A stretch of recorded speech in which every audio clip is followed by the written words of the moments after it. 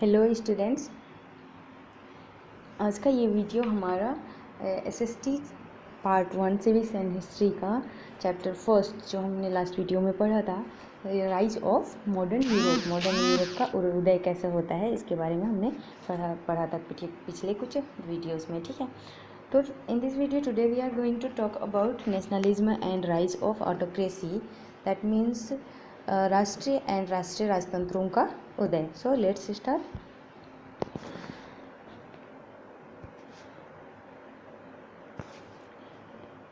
During 16th century, the nobles lost their power and importance of king grew in a particular place at a geographical area with same languages, historical customs, political and economic welfare of the people gave birth to a feeling at nationalism, and gradually all the power was transferred to the king and he became centralized, the most dominant. For this reason imperialism evolved in Europe, England, France, Spain, etc. National state come into entity. The evolution of this national state has an important in modern era. यहाँ क्या बोल रहा है, 16वीं शताब्दी में Europe के सामंतों की सत्ता का लोप होने लगा। मतलब यूरोप में राजा महाराजाओं का जो सत्ता हुआ करता था वो लोप होने लगा, मतलब समाप्त होने लगा। ठीक है, सॉरी, जो सामंत होते हैं, ठीक है, जिनको क्या बोला जाता है, king, actually nobles lost their power.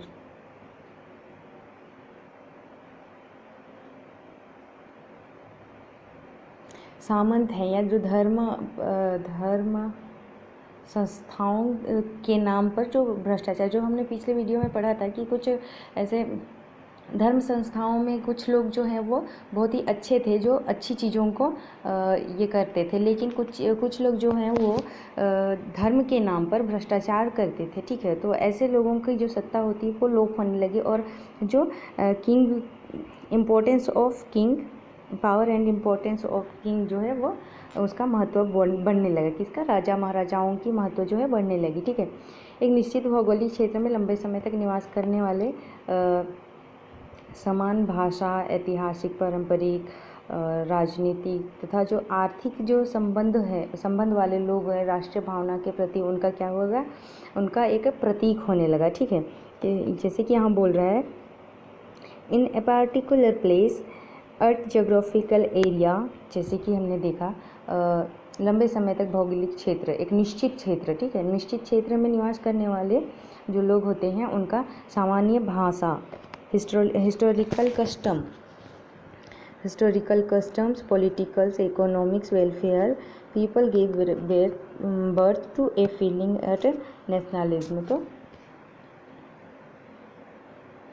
इनका जो है भावनाओं का जो प्रतीक होता है वो बनता चला गया। क्या? ऐतिहासिक परंपरा हुआ, राजनीतिक तथा आर्थिक हित संबंधों वाले जो लोग होते हैं वो राष्ट्रीय भावनाओं का प्रतीक बना दिए गए। ठीक है, and gradually all the power was transferred to the king and he became centralized, the most dominant.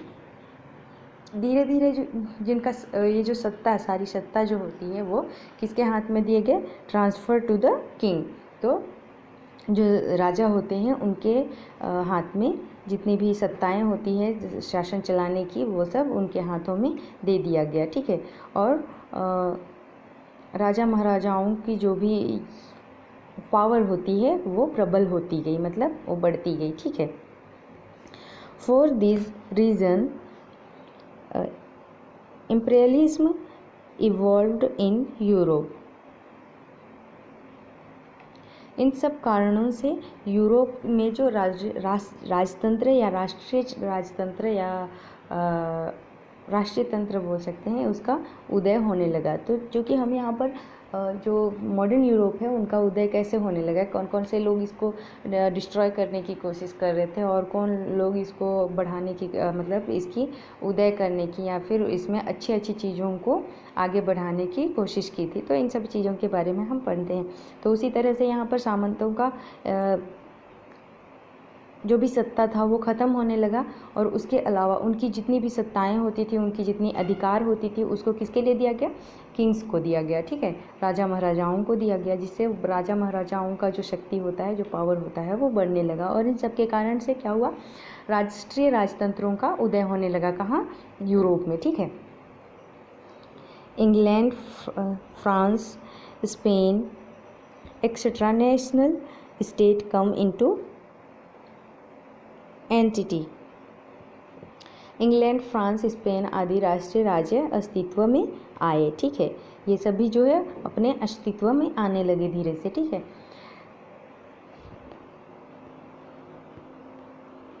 The evolution of this national state has an importance in modern era.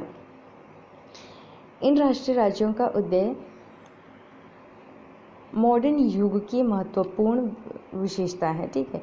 इन राष्ट्रीय राज्यों का उदय जो होता है वो जो मॉडर्न यूरोप है उसके बहुत ही मॉडर्न युग की बहुत ही महत्वपूर्ण विशेषताएं हैं। Trending between Europe and Asia, Europe का एशिया के साथ में व्यापार।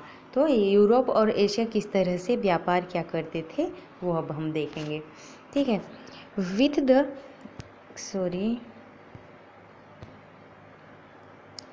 With the rise of new modern era, age of invention and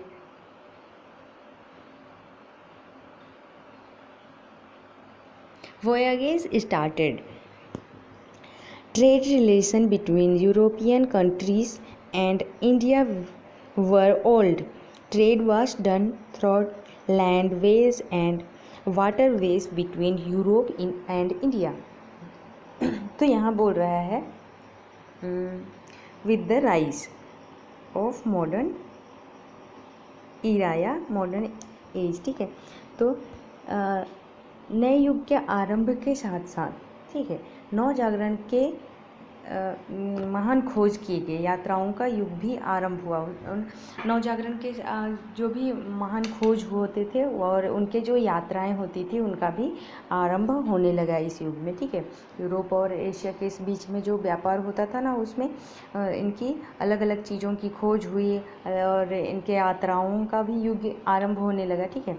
और बोल रहा है trade relation between European countries and India were old. Bharat और यूरोप देशों के व्यापारिक संबंध बहुत पुराने होने लगे, बहुत पुराने थे, क्योंकि इंडिया वर लोड, तो बहुत पुराने थे भारत के और यूरोप देशों के व्यापारिक संबंध, ठीक है। Trade was done through landways and waterways between Europe and India. जल और थल दोनों ही मार्गों से भारत व्यापार करता था। यूरोप और भारत के बीच में जल और थल दोनों माध्यम से ही व्यापार होता था, ठीक है, भारत और यूरोप के मध्य। तो यहाँ हम फर्स्ट वे या फर्स्ट रूट देखेंगे। By the France was connected through sea route for this trade was being with Iraq, Turkey, Venice and Geneva, Italy.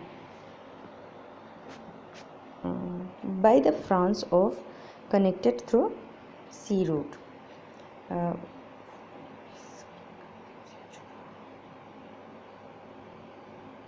France की खाड़ी से समुद्र मार्ग, ठीक, क्या बोल रहा है, by the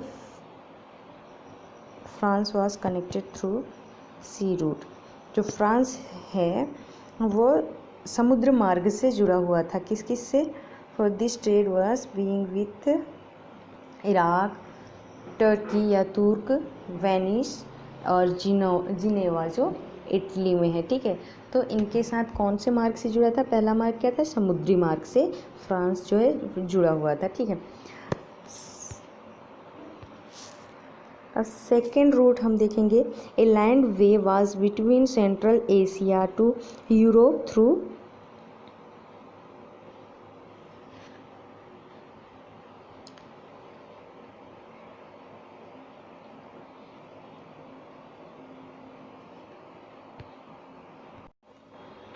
A land way was between Central Asia to Europe through Egypt. दूसरा मार्ग क्या था, मध्य एशिया से मिस्र होकर यूरोप जाने के लिए कौन सा मार्ग, थल मार्ग। ठीक है, नेक्स्ट हम देखेंगे, it this way India's things were distribute to all over Europe through Venice and Geneva which were the main trade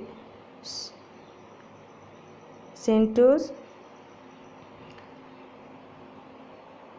Afterwards, Italy made relation with Indian traders and left his partnership with European, and in 1453 it took the charge of Turkey। तो यहाँ क्या बोल रहा है, इस प्रकार से Europe के सभी क्षेत्रों में भारत की चीज़ों का वितरण, भारत के सभी चीज़ों के वितरण के लिए वेनिस और जिनोवा के प्रमुख जो व्यापारी केंद्र थे, ठीक है, व्यापारिक केंद्र थे, उसमें क्या किया गया, वस्तुओं का वितरण किया गया। ठीक है, इटली ने भारत के प्रमुख afterward Italy made relation with Indian traders and left his partnership with European। तो इटली जो है वो भारत के प्रमुख वस्तुओं के व्यापार के लिए क्या क्या अधिकार जमाने लगा और उनसे रिलेशनशिप बनाने लगा, और जो पार्टनरशिप था किसके साथ, यूरोप के साथ, उसको हटाने लगा, लेफ्ट हो गया, मतलब यूरोपियन पार्टनरशिप को लेफ्ट कर दिया। ठीक है, कब किया इन्होंने ये सब, तो 1453 में। ठीक, और वहीं हिस्सेदारी उसकी यूरोपियन के साथ में हिस्सेदारी, उनकी पार्टनरशिप ख़त्म होने के बाद में 1453 में उन्होंने क्या क्या, जो तुर्की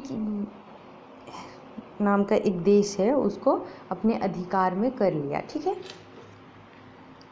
तो ये जो है मॉडर्न यूरोप का जो भी निरंतर चलने वाला उनका विकास का दर है, उसको इस चैप्टर में हमको पढ़ना है।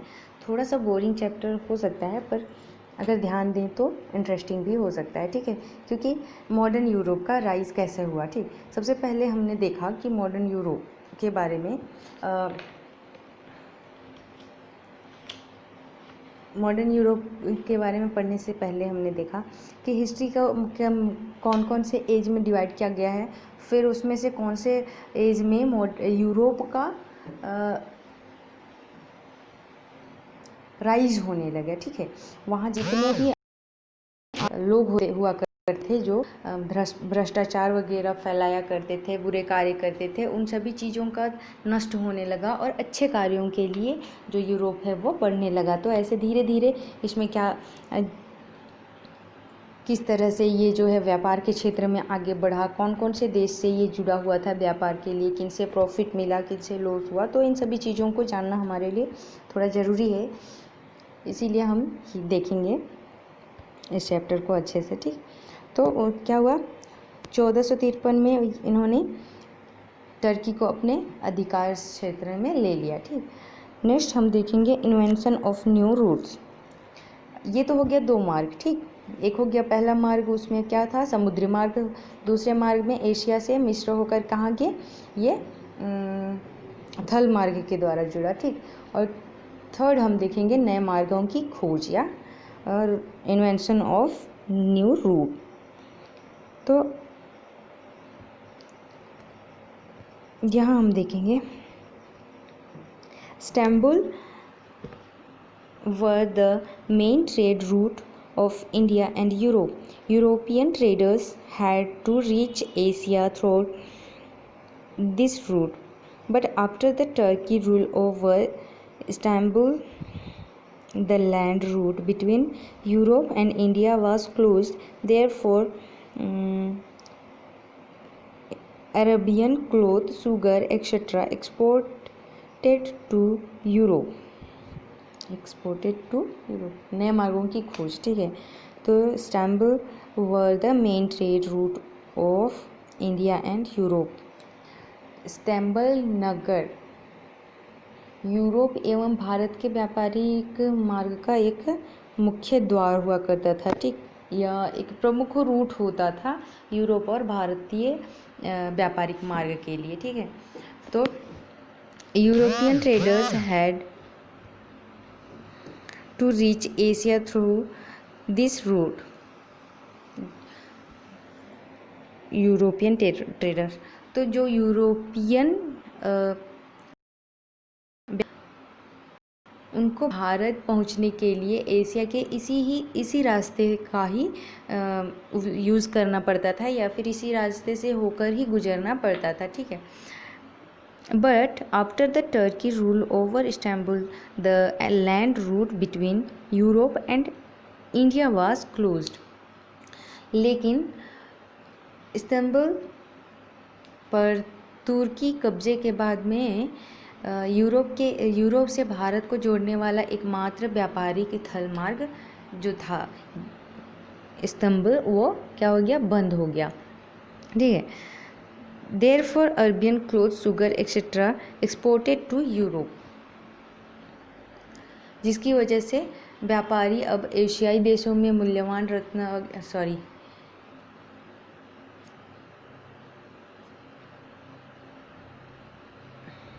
क्या बोल रहे हैं, therefore Arabian cloth, sugar etcetera exported to Europe. क्योंकि ये जो रास्ता था वो बंद हो गया, तो इसके वजह से क्या हुआ, जो अरबियन क्लोथ हो गए या फिर और उसके अलावा और भी कोई चीज़ें होती हैं, जैसे बहुत मूल्यवान रत्न हो गए, या फिर यहाँ बोला गया है क्लोथ्स हो गए, शुगर्स हो गए, ये सभी चीज़ों का एक्सपोर्ट जो है वो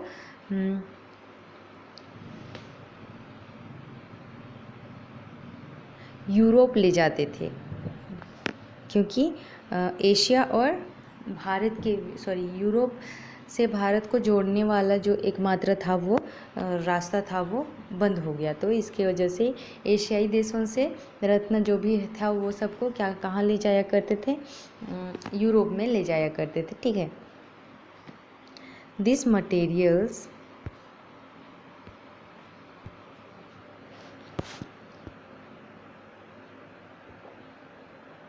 was unloaded in Geneva in Italy, Venice, Milan and so, and European traders bought these materials by paying tax from these markets and sold them in different markets of Europe. ये जो माल था, this material was unloaded Geneva Italy, तो इन सभी माल को या फिर इस जो भी मटेरियल्स होते हैं उसको व्यापारी भाषा में माल बोला जाता है। तो इन सभी माल्स को या फिर इन सभी मटेरियल्स को इटली के जिनेवा में अनलोड किया जाता था, ठीक है, मतलब उतारा जाता था, और वेनिस, मिलान एंड बहुत सारे शहरों में उतारा जाता था, जहाँ यूरोपीय व्यापारी उस माल का भारी टैक्स पटाते थे, ठीक है, टैक्स देकर उसको खरीदते थे और यूरोप के विभिन्न बाज़ारों में ले जाकर उसको क्या करते थे, बेचते थे, ठीक है।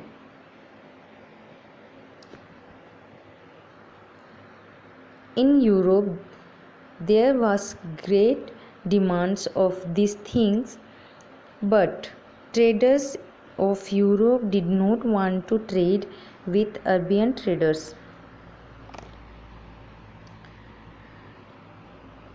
यूरोप में इन सभी चीज़ों की जो मांग थी वो बहुत ही ज़्यादा बढ़ती जा रही थी, बहुत बड़ी मांग थी, लेकिन व्यापारी क्या है कि व्यापारी जो होते हैं वो अरब के व्यापारियों को हटाकर भारत से सीधा व्यापार करना चाहते थे, ठीक है। उनको अरबीय देशों से व्यापार नहीं करना पसंद आ रहा था। ज़रूरत था, फिर भी वो यहाँ व्यापार नहीं करना चाहते थे, बल्कि उनको हटाकर कहाँ व्यापार करते थे, वो करना चाहते थे, वो सीधे भारत में ही व्यापार करना चाहते थे। ठीक है। So they started to discover new routes in this trade. Many European ambitious rulers and queens help them। इसलिए क्या हुआ, उन्होंने नए व्यापार मार्गों की खोज करना आरंभ कर दिया, क्योंकि जो पहला मार्ग था वो तो बंद हो चुका था, जिसकी वजह से फिर इनको व्यापार के लिए इधर उधर दूसरे देशों में अपने मटेरियल्स का सप्लाई करना पड़ता था, और जो उनको पसंद नहीं था वो सीधा सीधा कहाँ ले जाना चाहते थे, भारत या इंडिया में ले आना चाहते थे और इंडिया में व्यापार करना चाहते थे।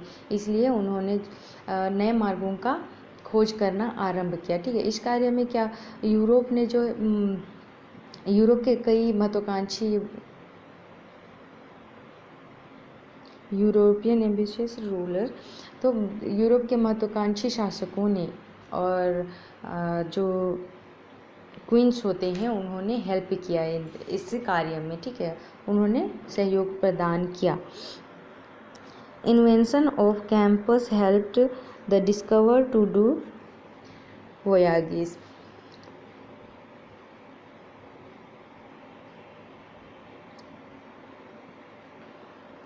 Invention of compass helped the discover to do voyages।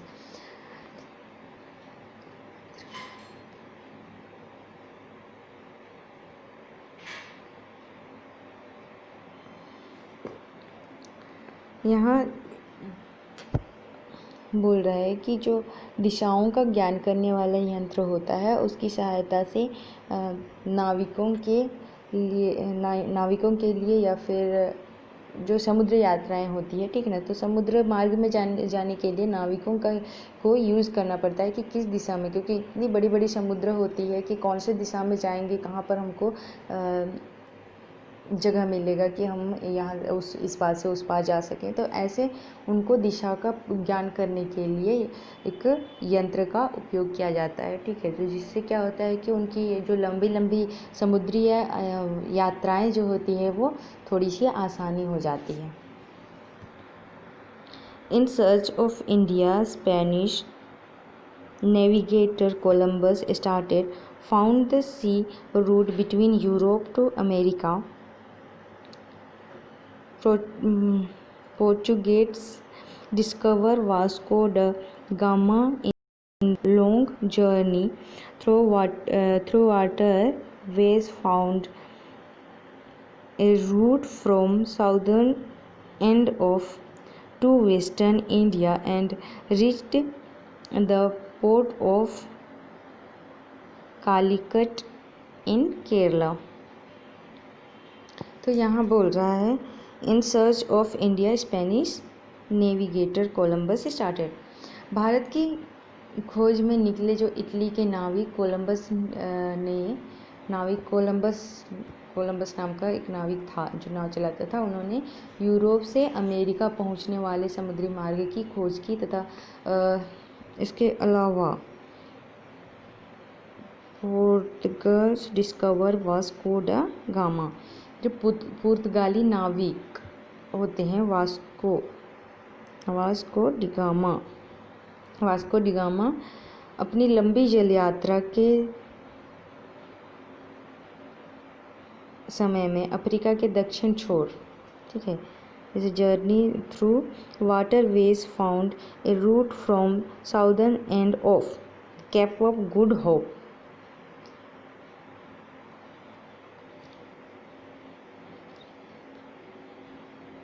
से होते हुए, ये एक जगह का नाम है, यहाँ से होते हुए उन्होंने अपने जल यात्रा के समय में या जल में यात्रा करते समय अफ्रीका के दक्षिण छोर से होते हुए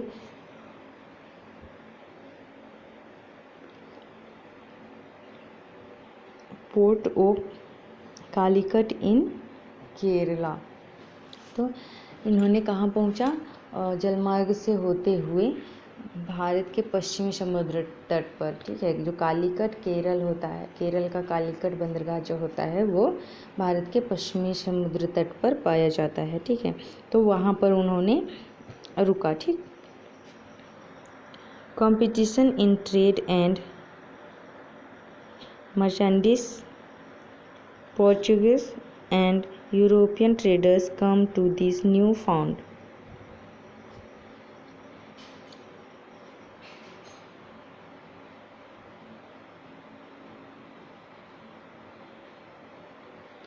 पारंपरिक व्यापारिक जो है वो व्यापारिक स्पर्धा, कंपटीशन, ठीक है। कंपटीशन क्या हो, किसका हो गया? व्यापार का जो प्रतिस्पर्धा या कंपटीशन होता है उसको बताया गया है यहाँ पर। तो Portuguese and European traders come to this new found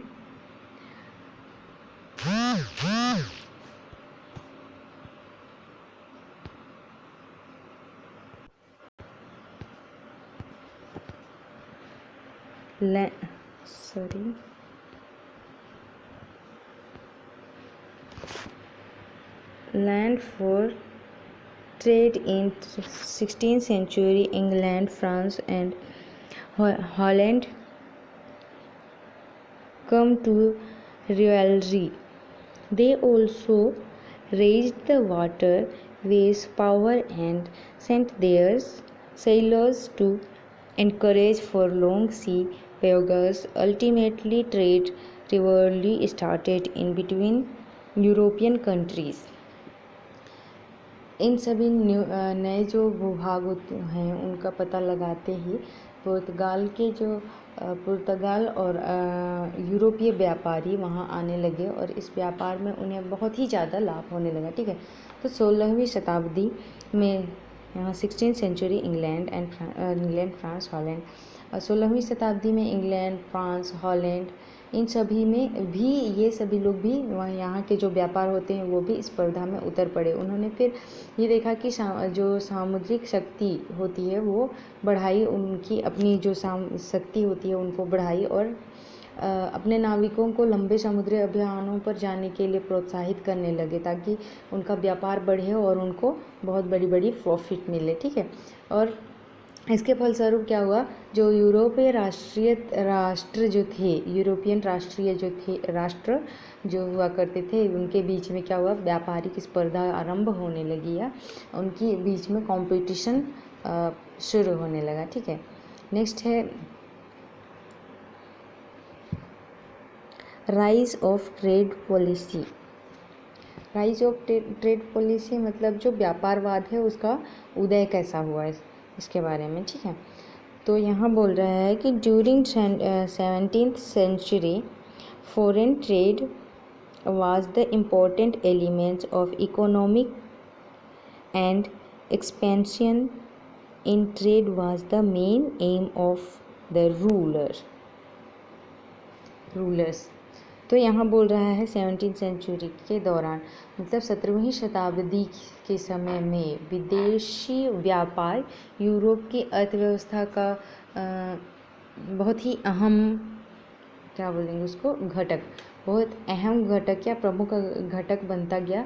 और फिर जो व्यापार में वृद्धि करना था वो शासकों की प्रमुख रीति बन गई, मतलब नीति बन गई। व्यापार की सबको एकदम बहुत ही ज़्यादा व्यापार के क्षेत्र में आगे बढ़ने की होड़ लगने लगी और सभी एक दूसरे का स्पर्धा करने लगे या एक दूसरे से कंपटीशन करने लगे कि हमारा व्यापार अच्छे से चले या उनका कम चले, ठीक है। तो इस तरह से यहाँ पर क्या हुआ, व्यापार का जो है स्पर्धा स्टार्ट होने लगा और लोग अच्छे तरह से अपने जो मटेरियल्स होते हैं उनको एक से डिस्ट्रीब्यूट करने लगे और उससे आने वाली प्रॉफिट से अपने कंट्रीज़ की विकास करने लगे, ठीक है। तो आज के लिए बस इतना ही देखते हैं। नेक्स्ट डे हम देखेंगे establishment to trading companies and result of increase in trade in Europe. Economic effect, social effect, political effect. तो व्यापारिक कंपनी की स्थापना हो गया, और यूरोप में व्यापार वृद्धि के परिणाम और फिर उनके कौन कौन से प्रभाव हैं उसके बारे में हम नेक्स्ट वीडियो में देखेंगे। आज के लिए काफ़ी हो गया, तो नेक्स्ट डे हम इस चैप्टर को ख़त्म करने की कोशिश करेंगे। ये चैप्टर ध्यान से पढ़ लीजिएगा। अब हम मिलते हैं नेक्स्ट वीडियो में। Thank you guys.